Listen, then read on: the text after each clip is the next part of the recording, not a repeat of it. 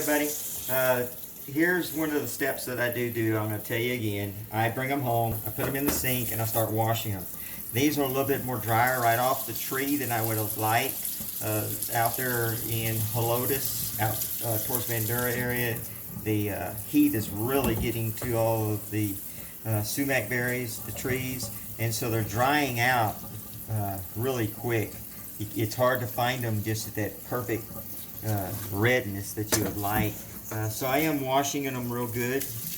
I'm going to, wash them real good so that way I can get any little spiders or there's some other little bug that crawls around them. I can't think of the name of it, but they'll get up between these branches and you think that you won't have them. But when you're out there picking them off the trees, you'll see them. Look like a little prehistoric bug. Anyway, so I'm going to go ahead and try to get some of them off before I usually put them in the oven. Go ahead and dry them, because usually if I bring them home and they're red and they're nice and juicy kind of, they're still too wet to grind, and so I want to get them dry. And you can see I'm kind of pulling them off of the stems. All this is going to get cleaned up. I won't have any powder, dust, whatever you want to call it, from off these stems the time I get done before we grind them and everything. So, and you can see I'm getting pieces that we're not going to need. So I'm going to go through every one of these. Any of them that are too moist to just go ahead and grind, I will still go ahead and pick off as much as I can right off of the stems, because I'm going to take all this and I'm going to put them in the oven for a little bit and watch them. Just want to get them dry. I want to get all the water off of them dried good before I use them. If you're not in a hurry, like I always am, because I'm impatient, is you can spread them out on some paper towels. I like to use paper towels and spread them out and let them dry overnight. If they're not dry the next morning, then just let them dry another day or so until they're good and dry for you before you start sifting all the garbage out of it. You'll be surprised how much is in here, and you don't want that in your seasoning or in your lemonade, if you're going to make lemonade with it, which I'd like to do with some of it, but I don't know if this is too dry in order to make lemonade from it or not. It's something I'd have to research a little bit. But these berries are definitely drier than I like. We went out a week ago, last week, and actually got some way better than this, and that's what we made our sumac seasoning with, that we grind up, that we have in our group, and also other groups that I'm a member of, or me and my wife are a member of. I have posted them, and so that's what's caused a lot of people to ask, how do I do it, and everything. Like, see this one, they're still a little bit green, but I'm still going to go ahead and, well, not green, but still have a lot of moisture in them. They look green, but they're not. And, so I'll work on those here in a few minutes. They're a good bit. And you can see I'm pulling them off, and you can actually kind of pull on some of them, and pulls right off into the pan. But I'm going through each one of them like this, because them little spiders and little bugs get all up in there, and other trash, and so I kind of clean them like that. But you can kind of pull on them and pull the berries off, because you're going to clean all this. You're going to get all the little stems out and everything, so kind of pull them off. There you go, see? I'll clean them. We're going to go back through this again after all this dries. But I'm having to do each one of them. I just hate how the heat is getting to them right now, and drying them up right there on the tree. As bad as they are. I saw one tree out there today, and every berry was just black. I mean, black. So, dark black, which is a shame. And we go out every weekend, me and my wife, in order to, we look for something new. each weekend that maybe we haven't found yet, because there's so many different plants out there to be used for eating or making medical tinctures. So we're always on the search. I mean, we'll drive all the way to Houston if we have to, or somewhere like that, because we take this pretty serious.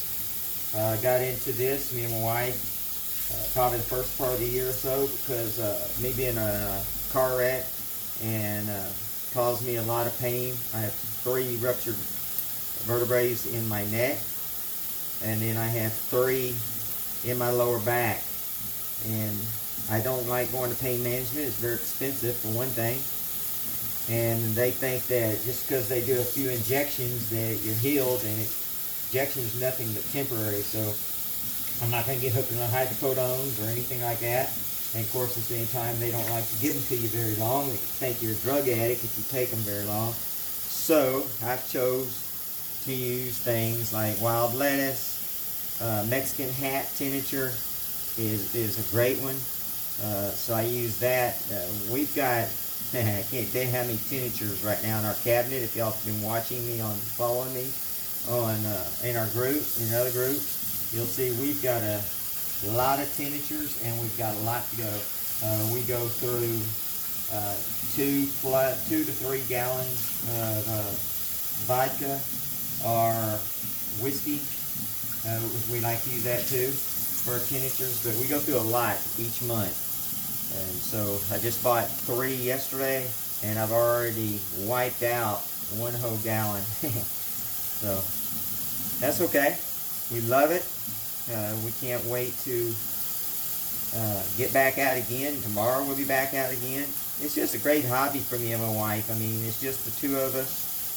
A lot of stress and everything, so it helps us to unwind and relax and just get out and get out of town and go looking and not bother anybody. And every now and then, if y'all been seeing on my on our blog, sorry, my wife has a blog, but if you've been watching in our group, you see some of the videos that I post now and then of when we're out and how the deer actually just about come right up to us. And it's amazing that here in the city, because if you lived out somewhere in Louisiana, Mississippi, Arkansas, Alabama, any of those places, outskirts in the country of Texas, they're not going to do that. But anyhow, just show you, I just start pulling all these little stems off if they won't rake off. Some of them will rake on off. To get this ready, I'm going to sit this actually in my garage because it's getting late. I'm going to sit in the garage and spread them out and let them dry some tomorrow. I'll bring them in, and if they're not dry enough, I'll stick them in the oven for a little bit, and then I'll start the process of cleaning all these little branches off, sort of like what I'm doing right here, because this is pretty dry already. And I'll start getting all the berries off of the branches. But I'm not going to grind this stuff up, all that garbage.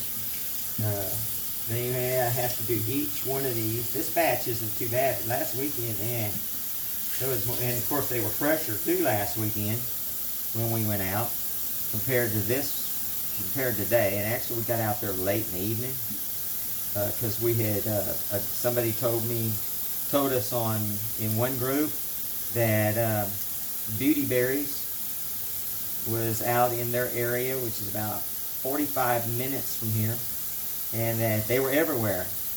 Well, it taught me a lesson. Taught me and my wife both a lesson. Don't believe anybody what they say, unless they can tell us exactly where to go, because we've already been told this before also by somebody that has a website and his own groups online or on Facebook, and that there's certain things out in Houston. And we went all the way to Houston here a few weekends ago, and we looked, I mean, up and down roads, dirt roads, everything. We didn't find nothing. There wasn't no more in Houston than there is here from what we found. Well, today we went out because we were told about these beauty berries, Oh yeah, I had made the comment that I wish we had beauty berries in our area because we can't find them. I'm sure they're here. We're not finding them. And we go everywhere, trust me. We go down dirt roads, we're down, I'm in fields, I'm in woods, I'm everywhere. Close to water. Some people say look around rivers. We don't have a lot of what's called rivers around here. It's a joke. You go by a bridge and the sign says like such and such river and ain't a drop of water in it. That's not a river. Mississippi River's a river.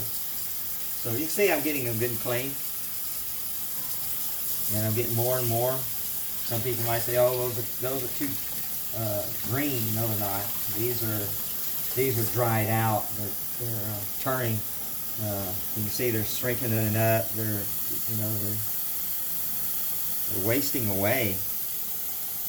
We need rain bad. We need rain. We need relief from all this heat.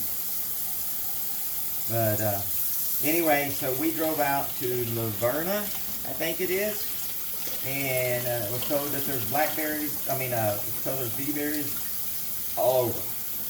We got all the way out to Laverna, and it was like going out to West Texas. The mesquite trees were shorter there. The height.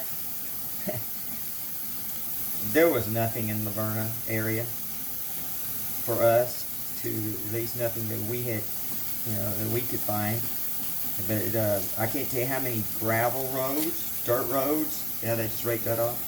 That me and my wife went down. My car is filthy right now because of all the dirt, dust, and stuff from up and down those roads.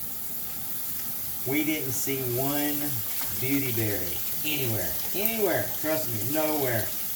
So I don't know where all these beauty berries are out in Laverna. We didn't find them. Didn't find a Walmart there either, so we weren't too surprised.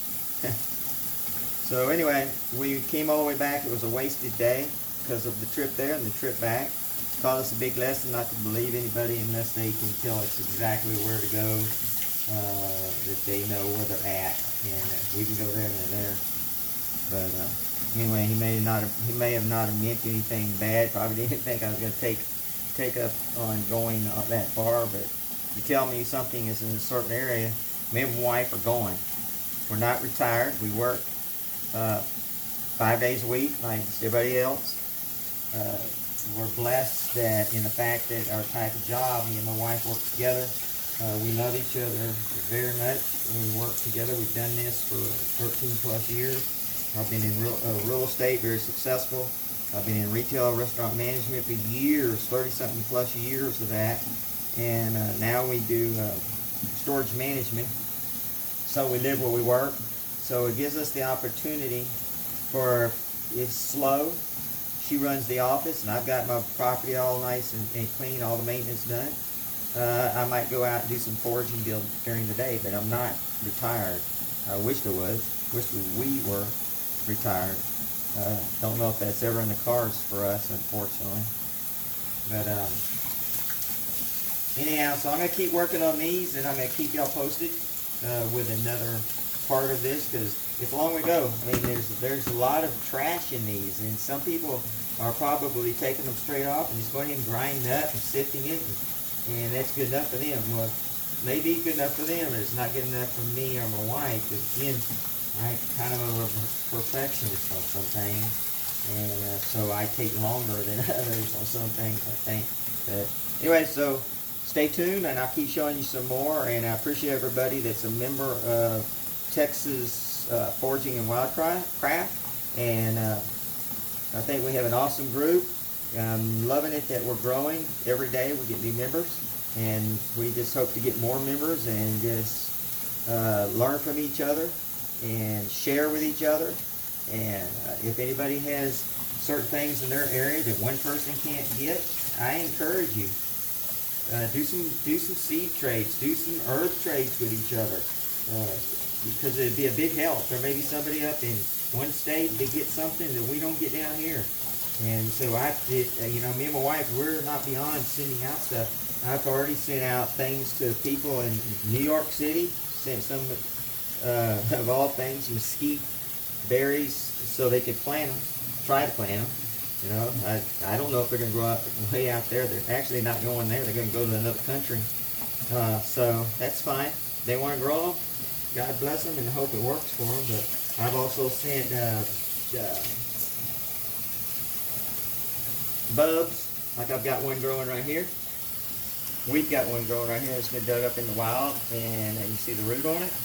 I've got it sitting in some water right now because I've got to go get a pot for it and actually put it in the dirt, you know, shallow, with a little gravel and stuff. And I forgot what the name of these are called. I'm in the group too that they're growing. And you can actually see I've got a tiny, I just noticed, a little tiny green thing come out there. And this will be a vine. So I've got it growing for right now. And I have traded with other people, or not traded. I didn't ask for anything back. Didn't charge them any postage or anything. And I've sent out things like that. And I enjoy it. You know, I'm not in it to make no money. I'm in it to bless somebody else. But anyway, I encourage everybody, if they have something that they can share with somebody else, share. If they need something, don't hesitate to post it on our page, in our group, and ask. And we have a lot of awesome people. I can't tell you. We've got some that are going to school to be an herbalist, and I think that's awesome. I plan on doing the exact same thing as soon as I can. I've already got the great information, and I would love to become an herbalist soon, because I want to keep pursuing this, learn all I can, because a lot of the stuff that we want to know about, you can't find anything hardly online about it. But you can ask an herbalist, and they can tell you information about it, about the medical side of it, or whether it's edible or whatever. So herbalist is, I know there's some people that think herbalists are all bad into witchcraft and all this kind of crazy stuff. But no, that's not the case. I mean, yeah, there's some people out there in left field somewhere, but you've got good Christian people that are also do this. I think God gave us all the plants on the earth to use, and what's so bad is so many people don't know that they're useful, like this. They don't know this is an awesome seasoning on fish, chicken, and different in different foods, and tastes awesome. They don't know that mesquite beans you can use the beans to make jelly. You can make flour and different things out of them. There's so many recipes. If you just look online, there's recipe after recipe after recipe, and I've got them some on our group under files. But there's so much out there, and I think that God has put it there for us to use. Don't cost anything, so eat it. Yes, the animals get to eat it too. We're sharing with them. God bless the animals. They get to eat on it. We get to eat on it.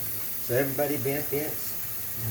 Because you're not going to find anything better than some fresh herb and stuff. Store-bought, where they got chemicals and all that in it. It's better to make your own.